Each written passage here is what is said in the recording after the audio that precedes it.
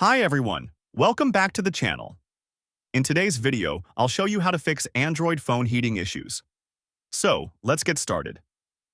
First, close all unnecessary apps running in the background because too many apps can increase CPU usage and heat up your phone. Next, reduce your screen brightness. High brightness can generate extra heat, so go to Settings, Display, and Brightness. Simply lower the brightness level. After that, turn off features like Bluetooth, GPS, and hotspot when you're not using them, as these can increase battery usage and cause heating.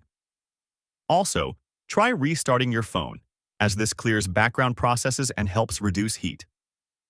Finally, check which apps are using the most battery by going to Settings, Battery, Usage, and remove any unnecessary apps that consume too much power. And that's it. If you found this video helpful, don't forget to like, subscribe, and hit the bell icon for more useful tips.